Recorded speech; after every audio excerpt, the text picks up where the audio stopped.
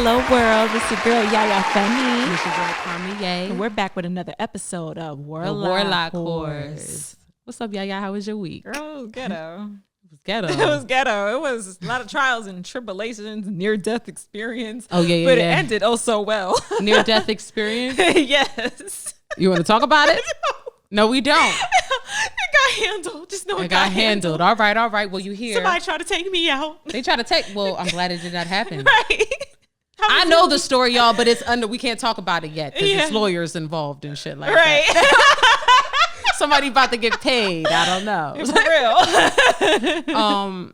But anything exciting? I heard some exciting news. I saw you post. Yes, I got a new job opportunity. Tell the in people South what's going Jersey. on. I'm now a personal trainer with Edge Fitness Clubs and Voorhees. So I'm excited about that. And that ties into the personal training. Yes.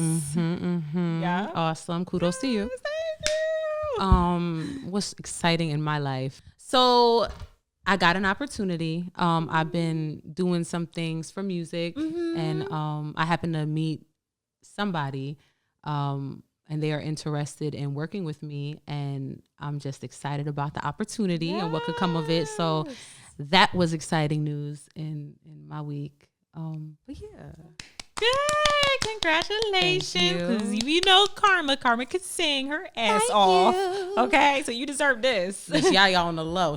She a singer too. Got my Um, little shy hands. Today we will be talking about addiction Yes.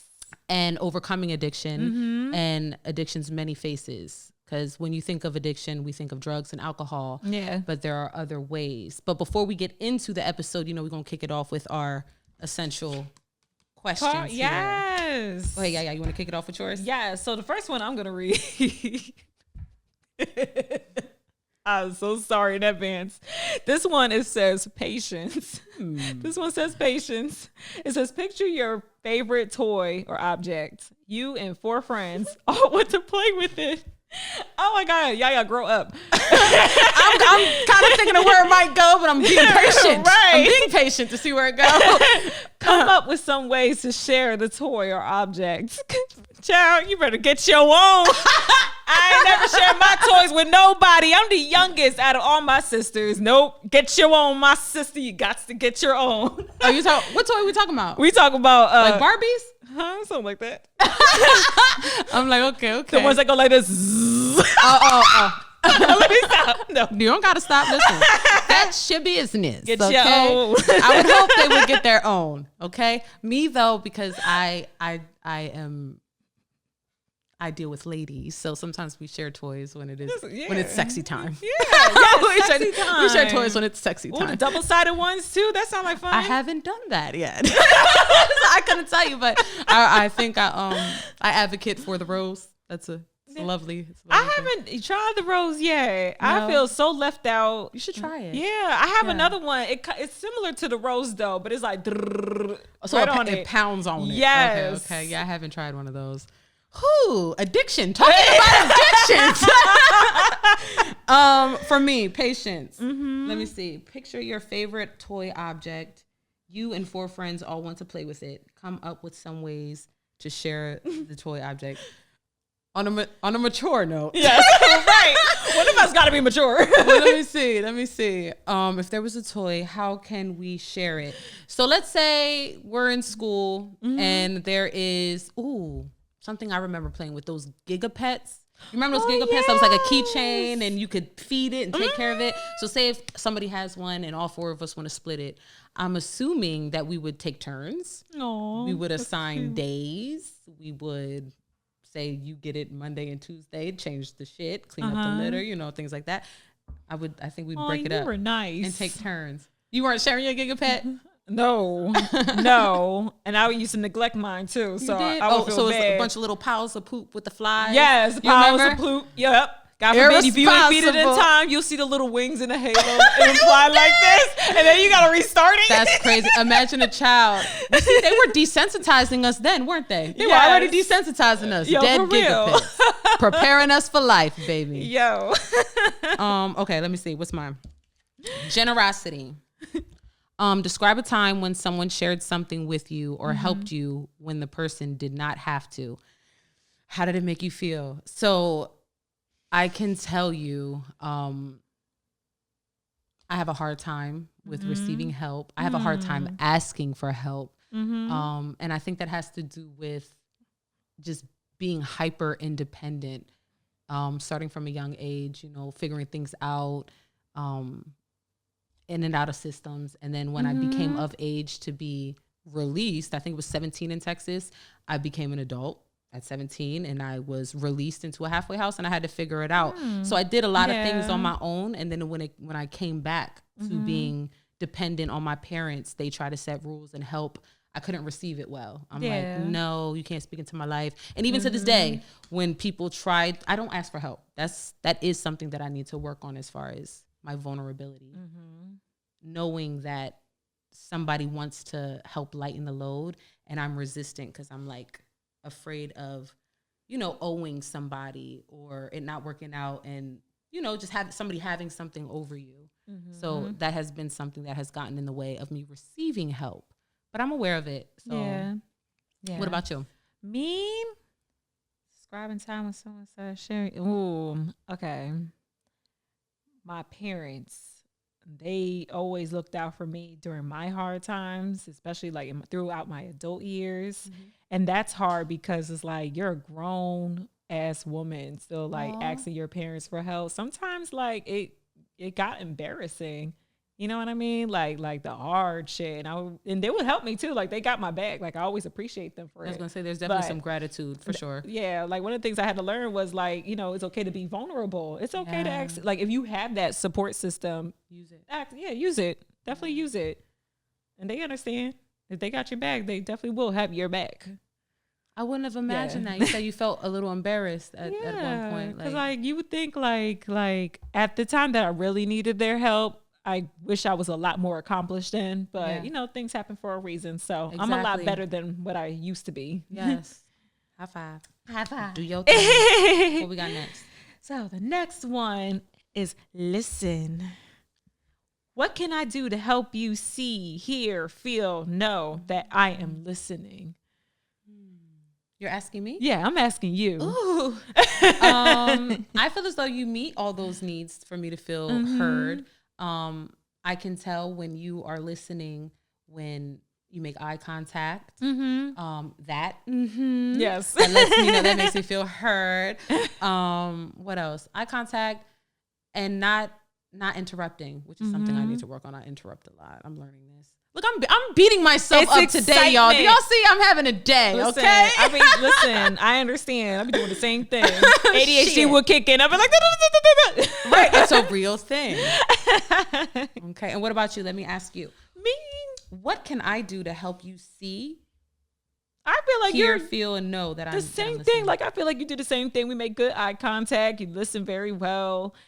I can always tell when somebody listens to me because if you forget what I say within the next 5 seconds, you definitely didn't listen to me. No, we never have an issue. We have a good communication. So awesome. So we good with that. That's easy. That's dope. What are some things that we can say is other people? Because we do this, but maybe there are people in our lives that we feel don't listen or. How can we tell that? How can we ask them to be better listeners? Shh. And I like that. That's all you have to do. Sometimes we don't want to hear the 2 cents. We just want you to listen. Yeah. Even if we're in the wrong of something. Like sometimes that's the part. Want you to listen. That's the part. And that my ego will I will be fighting with my ego. Like, but she wrong and she need to know she wrong. I know. But I know she wrong for real. That's just my feeling. That's my opinion that she wrong. So, but in your way, people be right. Yeah. Show empathy. They just want to be heard. And just, just open your ears. Just listen. Like literally a little open your ears and shut your mouth. Shut your mouth. Yes. All right. Last one. Mastery. Name a skill that you are working hard to improve. How do you know when you have mastered it? And it is cliche because we were just talking about this, but I have been actively working on not interrupting people. Like that is really a thing. I get so excited. And I do have a childhood diagnosis of ADHD. And I think it still lingers, of course. Me you know, too. I'm not medicated for it. I know I got ADHD. But I do know that short attention span and that excitement, you know, I want to build off of what you're discussing, or it might be something totally random. For example, we're driving and I'll see a number and I'm like, oh, 11. And then people in the middle of talking, they're like, did you just hear what I said? And I'm like, no, you know, 'cause I'm thinking of numbers and shit. So I definitely want to work on, I want to master deep listening, and not interrupting. Same here with that. And I feel like I need to learn a little bit more charisma. Sometimes I'm not like the wordsmith sometimes. And I feel like I wish I could talk to people a little better. Okay.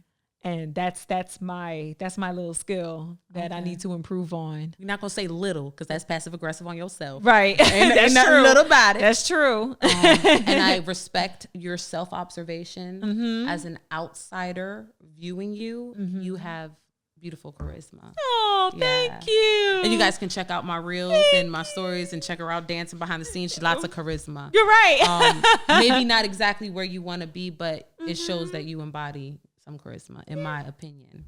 Yeah, I got a little something going on. You got a little song for sure. All right, so that wraps up these. Yes. And we will go into addiction.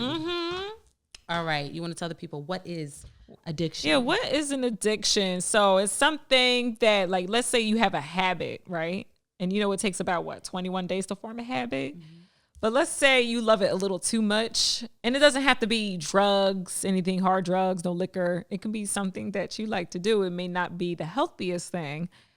And next thing you know, it starts getting to a point where it really does affect your daily life, your regular life, your social life, love life, career, everything. It gets in the way. Yeah, it really gets in the way. And if you feel like you can't go a certain amount of days without it, and you crave for it, it changes your mood. Yes. Then it could possibly be a real addiction. I agree with everything you said. That is definitely addiction. One thing that I will add is addiction is when I feel as though it becomes an addiction when you feel like it is numbing or distracting you from some sense of emptiness or pain. And that's what I'm, after doing research, you know, because we do research before we come and do these episodes. We just ain't speaking stuff. Yes. Sometimes we just speak stuff, but we try to do research. And what I heard from some of the speakers, some of the TED Talks, it starts with the pain. Yes. It all starts from the pain, and the pain that starts early in life, childhood, trauma, the root. Trauma, yes. And it's us trying to escape that sense of not enough, empty, the stress. Yes, yes, and you did touch on, it doesn't just have to be drugs and alcohol. It could also be shopping. It could be gambling. It could be porn addiction. It could be food, sex, masturbation. Yes. It could be addiction. Shows up in many ways, and some ways that you can tell, like you said, it just shows up in your life. There's it could show up. Now you're running late to work often because you have to go fulfill this need. Running late for work, gaining weight if it's a food addiction. You can risk STDs if it's a sex addiction. People have video game addictions now, and that's like really like social rising media now. Yes, phone addiction. One of the speakers said something about a dopamine. It's the dopamine. It's like a chemical that is released in your brain. And it gives you this pleasurable feeling, and it's temporary, but your brain, it craves that. So we go after that feeling, and that's what creates that addiction. So that is addiction, and that is the root. Have you read this book? Actually, there was a movie that came out. It was Zane's book. It was called Addicted. So there was a movie. I feel like I'm spoiling it. So tell me. I'm one of those people. You can tell me. I'll still watch it. So there was a woman who was married. She had a career. I think she ran her own company or something like that. But she was married. She had children. But she had a sex addiction. Like having sex with her man wasn't enough. She would in the book. The book was a little different than the movie. She would masturbate with just anything. It could be a statue right there. And she had the urge, she would masturbate it with it. Or it can be like having sex with just random people. Like she had sex with multiple people.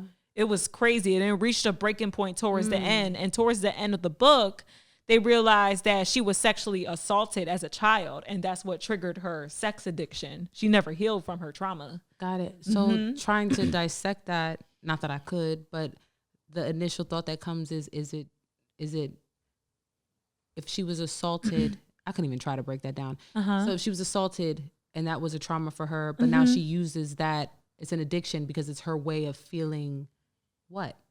Connected?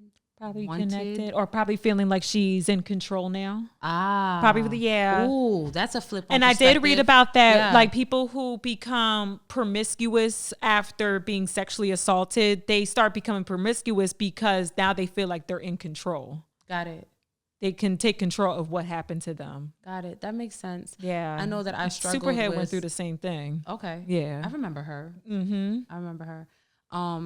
I experienced promiscuity, not as an addiction, but just as a way to seek connection outside of myself, to feel wanted, to feel desired, because I had an abandonment or rejection wound.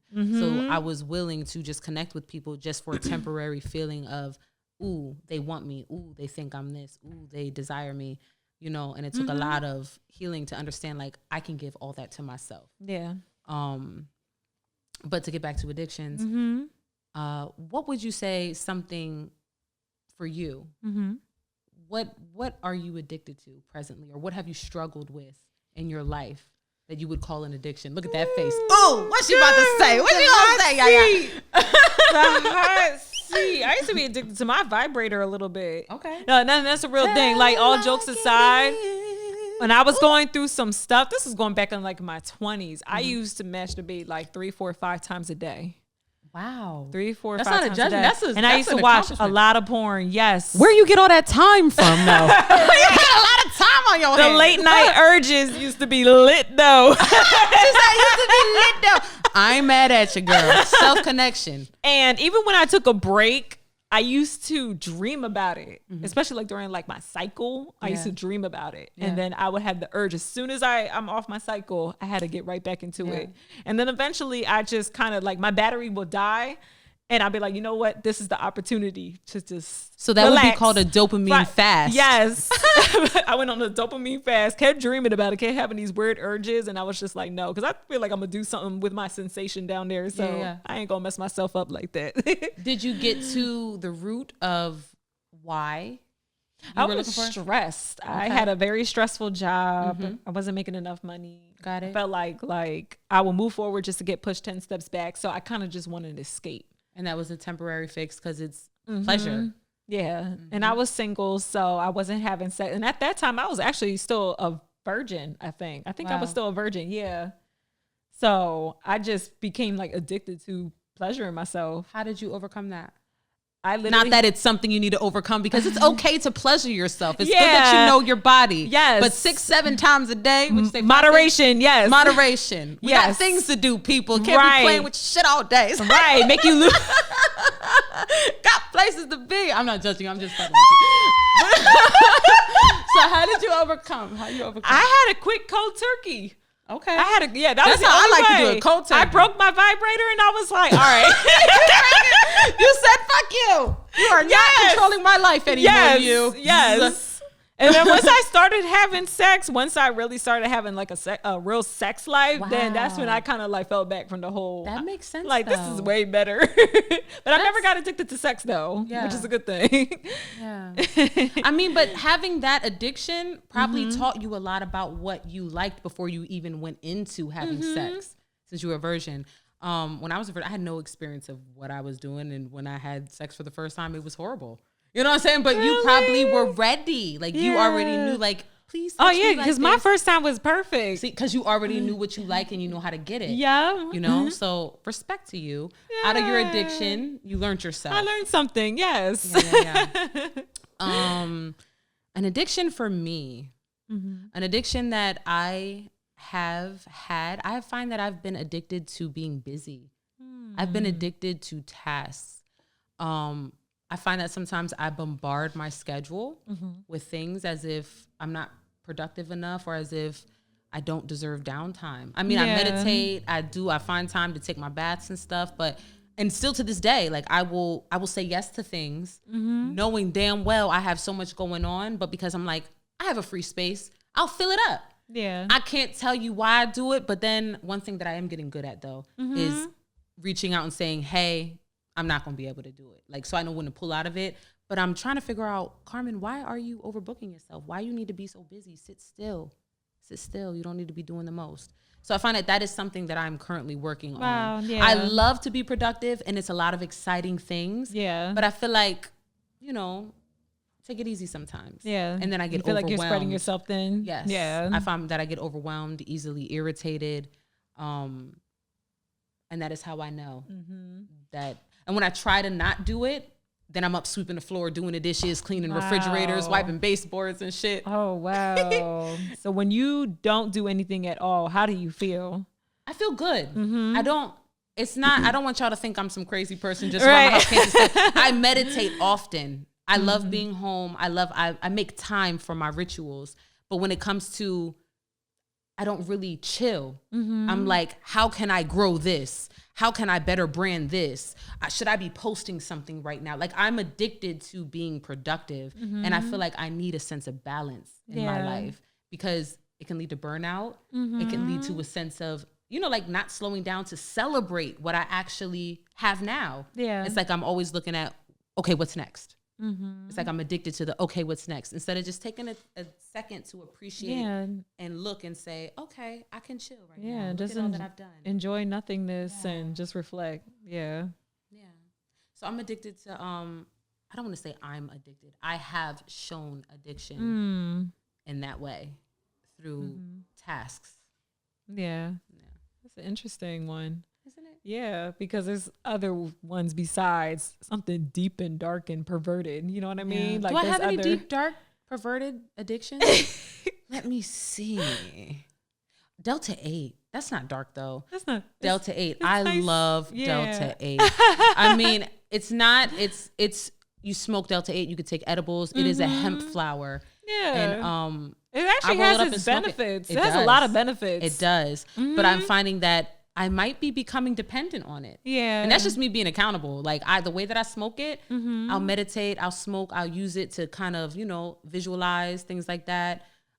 Take the edge off. But that's what I'm learning after watching TED Talks from like Dr. Gabor Mate. It's like, if you feel like you need to take the edge off and you're using something, that is a form of addiction. There is no, and this is something me and Yaya talked about. That used to be me with weed, yeah. There's positive and negative addictions. No, there's no positive. It's just addiction is addiction. Yep. So if you have to call it an addiction, yes. Yeah. Then it means we probably could use some balance. Right. Yeah. And we're back. We are back. All right. And we're going to jump right back into it. We are talking about addiction, how it shows up, overcoming, and connecting with a higher power. Yes. And we're going to jump right into it with overcoming addiction and creating healthy habits. Overcoming addiction. Yeah. I feel like we should have some music with this. This time you're going to kick it off. Okay. Boom. That could be a thing. That could really be a thing. I like it. What you want to do this time? Do you want this?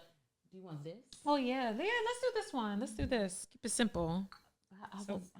I'll just do a little. Wait, how do I? Ooh, you just don't tell me what you want from me. Ooh. That hit though. It hit. That's what it sounds like, right? Let's go. Yeah, let's lighten it up a little bit. Because I know addiction is very sad, but listen, we understand. I'm addicted to you. We understand. You are not alone. I am here with you. Hey. Come on, Mike. I don't know that right. Come on, Mike. So what are some healthy habits that will keep us, keep our minds focused away from our addiction? Something that helped me overcome addiction is setting intention. Okay. I purposely think about who I want to be. And then I embody it. I like intentionally. That. Yes.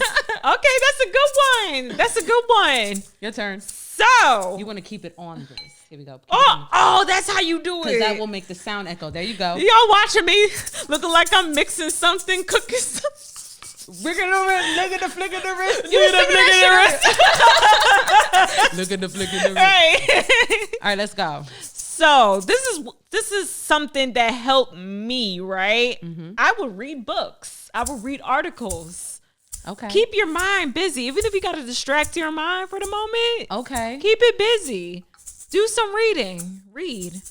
I so like that's that. one. A healthy distraction. Mm-hmm. Okay. And when it's nice outside, go outside. Go for a walk. Get some vitamin D. Cleanse your energy with the sun. Hey. I'm all about nature and stuff like Me that. too, honey. Yes. Nature. Yes. There's a technique, and this doesn't just apply to addiction. Baby, you need another instrument.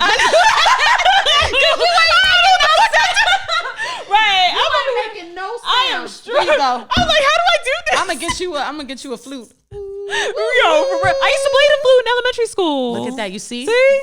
How did I know? Yes. That's the second time. Yep. That's crazy. Okay. Now, overcoming addiction and healthy habits. Mm-hmm. We said healthy distractions, and we said setting intentions. I'm going to say moon manifestations. Okay. So what happens, I'm trying to stay on beat.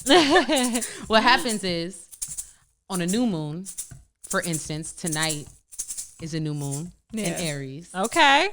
Okay, big energy, confidence. But when I set my intention on a new moon, it means I'm determining who I want to be for this next month. So I set an intention on the new moon, and then I go as it becomes bigger. That is a waxing. We go into a waxing crescent. Okay. A waxing gibbous. Yeah. Then a full moon. So that process is set intention, put in the work, sow the seeds, and then you water. And then when the full moon comes, we celebrate because we're seeing progress on that intention, right? like that. And then as it goes into a waning and we see it getting smaller again, then we like release, that. right? And we clean and we clear and we get ready for the next new moon so we can set a new intention. Okay. And I Okay. like that. So You if like you that? are interested in doing that, keep a journal. Keep a journal. That is one. Write for down sure. your thoughts. Write Journaling. how you're feeling. And if you feel like your thoughts, those negative thoughts consume you, you know, I'm an advocate for this. I got it. Get therapy, love. Ooh, get therapy, Get love. therapy, love.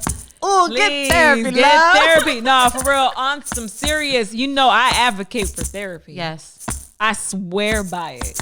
Get some help. Talk to a professional friend. That's what I call them, a professional friend. There's certain things that you can't really tell your friends.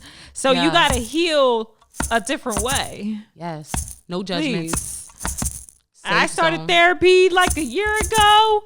I can't even tell you the last time I smoked weed.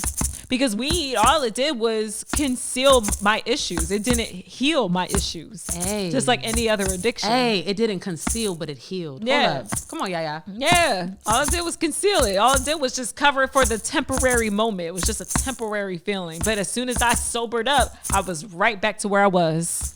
I think a thing about addiction is we feel empty inside. And when we feel empty, we may not be able to express that Yeah. to others. What therapy has done for me over my life, because I've been in and out of therapy since a child, it has helped me become a better communicator.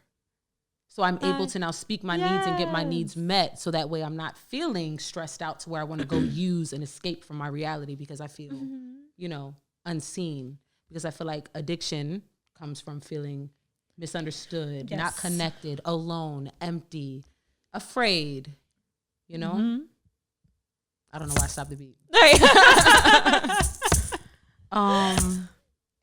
Does that cover healthy habits? Yes, it does. It does. I think we good from here. I like y'all know what to do. If y'all want to see a Warlock Horrors mixtape, I need y'all to comment. I need y'all to comment below and let us know if you want to see it, because we could get it done. Right. What you think? Listen, I'm with it. Let's go. I'm with it. I like that. I like that. Okay, so something else that helps people overcome addiction, and something that has definitely helped me. We speak about this. a higher power, connecting to a higher power. Yeah. In addiction, I will share a personal experience. Okay. At the age of 15, I was in a rehab. My mother sent me to rehab. I was living in Texas. I just moved out there. I moved out there when I was 14, turned 15. I was smoking weed and skipping school. And in Texas, they don't play. They said, you come here on vacation, you leave on probation. They don't fuck around out there in Texas. Oh, wow. I was in Dallas, Irving, close to Dallas. Smoking weed and running away got me in court, and they put me in a rehab at 15. And in that rehab, I remember going over the 12-step program. And I believe, I'm not going to say that's like when I first became aware of higher consciousness or a higher, because I was already going to church and stuff, but they give you a different way to look at connecting to a higher power in those type of facilities, which leads me to the 12-step program. Yeah. And you have to look outside of yourself to connect to something bigger. So do you know what the 12 steps are? Do you not remember? off top. Not off top. I do not. I do know the Serenity Prayer though. Oh, okay. Yeah.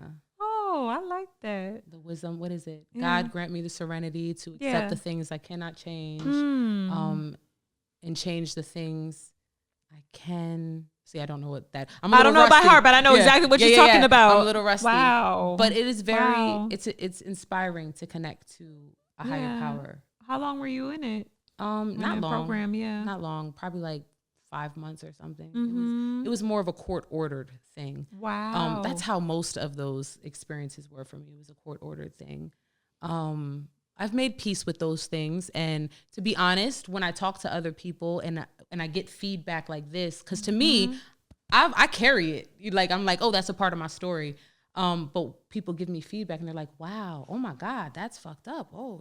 But I don't view it that way. But when I hear people speak that way and I look at some of my peers that, you know, I can look back, we're social media friends, and I'm like, wow, like it could have came out worse for me. So if I do have addictions, I'm glad that I didn't step to the other side, because I could have been in my victim mindset out here. Not saying that, you know, people who are addicted to things are victims, you know, but I feel like that's another thing. And I'm sorry if I'm rambling right now. You're good. I feel as though I used to struggle with believing that addiction was a disease.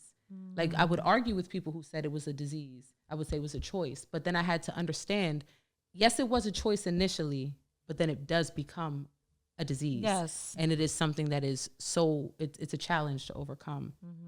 And that is why we are presenting connecting to a higher power, because that really is the root. Yeah. That really is the root to healing. I see. I started connecting to a higher power. I was always spiritual, but I really wasn't that deep into spirituality. But I found God after working as a stripper for like 4 or 5 months. I was 21. 21, I felt like I was always angry. I've had a lot of like emotions that I didn't really know how to express. I really didn't have much to talk to. I was in a very toxic relationship with somebody. So he was a little older. I was 21. He was like 26, 27. But he was a lot of work. So all of that was happening. I was very depressed. It got to a point where, this is hard to talk about. But when I used to get really, really angry with him, I used to kind of like scratch myself. I have very sharp, long nails. So I used to scratch myself. I don't talk to anyone about that. But I think my mom saw my arms one time and they were like starting to scab up. She was like, what, you get into a fight or something? And I'm like, nah. I didn't really tell her what happened, but I didn't even say nothing. I think she left it alone after that. But yeah, it was really me the entire time. Yeah. So after that, after I left the strip club, I just randomly woke up one morning. I was like, I want to start going to church. So I started going to Cathedral of Love and got saved there, and I became a member. So as I'm not a big fan of religion now, but at that time I needed a source of a higher power. Any kind of resource helped at the moment. So every single Sunday that I was going there, I felt like everything else, all the distractions. Before you get too far into it. Yeah. You said you were dancing. There was the self-inflicted, the mutilation, right? And then one day you said you just woke up and wanted to go to church. Do you remember You remember like what clearly, like, was it a voice? Was it a feeling? I Was feel it like a fear? it was like a feeling. Like after a Okay. while, you kind of get tired of the same bullshit. Yeah. It was that. Like the guy, he actually had a girlfriend. I was like the little side chick, but he would treat me like crap. He would treat me like shit. He actually used to compare us. Like it's a very, very deep situation. So maybe some emotional abuse. It sounds like yeah. So that used to make me feel a lot lower about myself. It used to fuck up my core beliefs. So I think after a while, I got tired of feeling that way. You just woke up and said, "I need answers," and clearly I don't have them because I'm still here. So let me go looking. Yes, you went to seek. Yeah. Okay. So I started to love, saved. Yeah, I started to like kind of separate myself from those situations. I felt like I was slowly growing. And then next thing you know, December 2012, so I was still 21. This was like, I think the day after Christmas, I was hit by a drunk driver. I was hit almost head on. He was driving the wrong side of the road, like maybe like 65 miles per hour. I swerved fast enough for him to just fuck up the whole side of my car. He totaled my car. It was the dude that I was talking to and his friend that were in my car. So we weren't really injured. One of them had like a concussion, and that was pretty much it. Thank God that we were able to walk out of that. That was like a near-death experience, which made you really say, hold up. Yes, that near-death experience woke me up, and I felt like I needed that because it changed my life. Yes. And I stopped taking my life for granted. Oh, yes. And that's how it all started. Yeah. That's beautiful. Yeah. Thank you for sharing all of that. All of that transparency. That is really brave. Yeah. Yes. Thank you. So, I mean, I'm not in church no more. I was a member for like a good 5 years, but for a lot of reasons, I left, never came back. And I felt like I was building a relationship with God even more. And not just the church. Yeah. That's a whole different story. But I started building a relationship with God, just solely on God, not just the church, not the members of the church. It was just me and God. Yeah. And I think that's what makes spirituality so special for me, because it is about the one-on-one connection. Yeah. It's how it shows up for me, how spirit speaks to me, the signs that it shows me. Like we talked about, I grew up in the church, sang in choir, went to different churches, went to Bible studies when I was in those facilities. So I knew God, but my idea of God was some man in the sky looking down, judging my every move. Like that's what I was raised to believe. Right. But as I got older and, I kind of gave up faith a little bit, because I'm like, I'm talking and I'm praying, but nothing's working out. I was still in my victim mindset, so I couldn't see outside of my problems. But then around 2017, right before I had my daughter, I found mindfulness. I was watching Oprah Winfrey's Super Soul Sundays. I was addicted to those things. Every Sunday you could catch me on the couch, right? But watching those, and there was a speaker on there, and there was a few speakers, beautiful speakers, great speakers, right? They really gave me a lot of aha moments, is what they call them. But I noticed that there was a pattern on her show, and everything was tied to some sort of mystical or just unexplained spiritualistic factor that you can't really explain. So that kind of set me on this mindfulness journey. So then I started to be mindful, and then I discovered meditation. And it wasn't until I was able to sit still and just observe myself to really feel like this is what God's love feels like. Just like a content, stillness, chills, like just feeling like you're held in like every calmness, stillness, not rushing, not judging, not worrying, just here and just grateful. Like that sense put me in connection to a higher power like never before. Not like sitting and reading, not like down on my knees praying, begging and asking. Not saying that that's what praying is about, but that's how I felt when I prayed. Right. I was taught to pray, to ask for things. When I meditate, I already have. You already have it. Yeah. You understand? Yes. So that was the difference for me, and that put me into that connection with Source. So once I connected with Source, I realized that it was inside of me. And that voice. And it does say God is within us. Exactly. So that has been my experience with God, or a higher power, whatever you want to call it. And and it leads me, and it makes me want to be more intentional. Like I have the tattoos to remind me, because I am a vessel, and I'm like, okay, I'm gonna use my little machine body right here to guide me and tell me what to do. Yeah. You know, to remind me, be intentional. And when I'm intentional, I find that it's easier for me to overcome things that I find blocks me and distracts me. Yeah. Meditation definitely. Do you meditate? No, not consistently. Okay. I should though. What is your practice? Like, what is your form of meditation? I used the Calm app. Okay, ain't nothing wrong with that. And they have like those, they have like those 5-10 minute meditations. I was doing that. I did one long 1 hour meditation before. I found something with some frequency music on YouTube, and that was the best. Yeah. So I have to get back to that consistently. You kind of like, it's like you go to a deep place. Yes. And then when you come to, it's like, damn, it's been an hour already. Right. But you never went to sleep. It's like, it was just chilling. Yeah. Like, yeah. It's really, that is an unbelievable feeling. Yeah, it's an unbelievable feeling. Meditation has changed my life. And that is how I connect through meditation. And speaking of prayer, I never prayed like this. I was never in church. They kind of teach you to be loud, and they will tell you, oh, if you don't speak up, God can't hear you. Why can't God hear me? I could whisper, God can still hear me. Yes. I'm pretty sure you can think and God will still hear you. Yes. So I used to write my letters to God. I just never had that loud voice to talk to God that way. So I used to write letters to God. Yeah, I still kind of do. Yeah, I still write my prayers to this very day. That's beautiful. And how do you pray? Like, what is the format of your prayer? Like, is it from an asking point? It's more like I always start with thanking Him first. Got it. Yeah, I always thank God first, and then I just kind of ask Him to guide me on certain things, and try to keep it simple. I just kind of talk to Him like a friend. Cool. Yeah, He's my homie. See, and for me, God's my homie.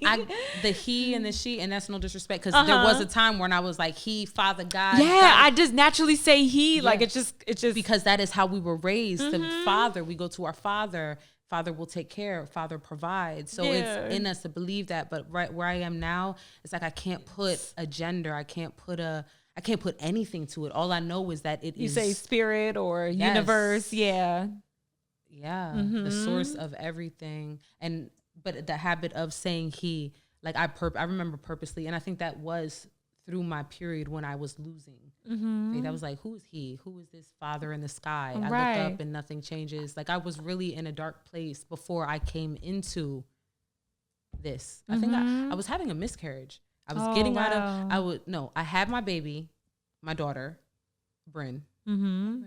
When you see this in a few years, hopefully we make it by then. Hey. Listen, I had Bryn, and then shortly, when was that? She was maybe 2.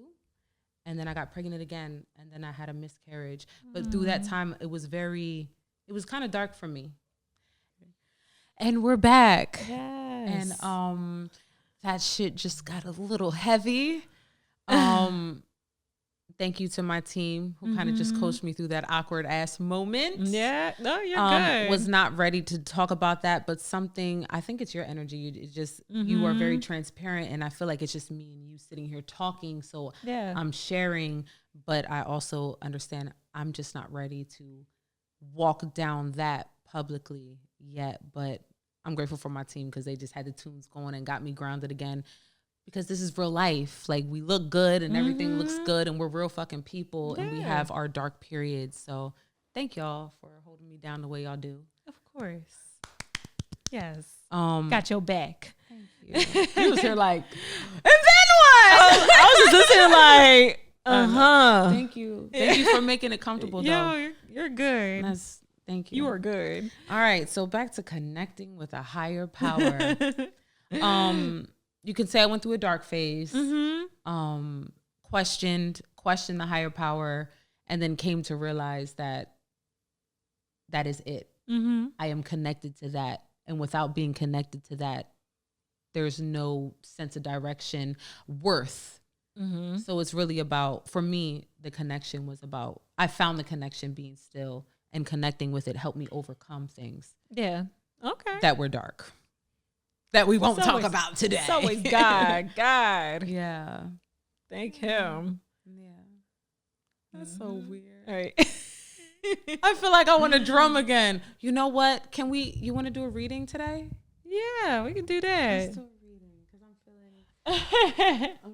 So I'm like, what do we do now? So we can do a reading. How about that? Okay. You really saw that energy. I really did. Mm-hmm. I really did. We both did. Yes. In different ways, though. No, you definitely shared you shared some heavy things today too. Mm-hmm. You really did. From your toxic relationship, the comparison. Yeah. That emotional. You shared that as well. Got a little heavy today. Yeah, it did. So what I'm doing, I'm shuffling. We have the Light Seer deck here. I'll show you the cover. That is the Light Seers Tarot. Mm-hmm. Okay. They are beautiful. The artwork is beautiful. And we're just going to do a general reading. Okay. What would you like to channel? What would you like to focus on? I would like to gain some clarity on moving forward. Yeah. On my healing journey. Yeah. Clarity. I like that. I think I'm doing the same thing. Okay. Healing is always important. Yes. And it never stops. Mm-hmm. Healing ain't pretty either. Okay. Ooh. Ooh, this one just flipped backwards. Ooh, okay. Okay. See. All right. Okay. See. So I'm glad you shuffling and I ain't shuffling because I don't know how to shuffle. We had this conversation. Don't invite me to a game of spades. I'm annoying. All right. I don't really feel. Oh, there see? we go. So, here we go. Ooh, okay. Ooh, the moon. Okay. Okay. Let's see. So I'm not sure if our viewers are familiar with doing tarot. You probably are if you're into this show.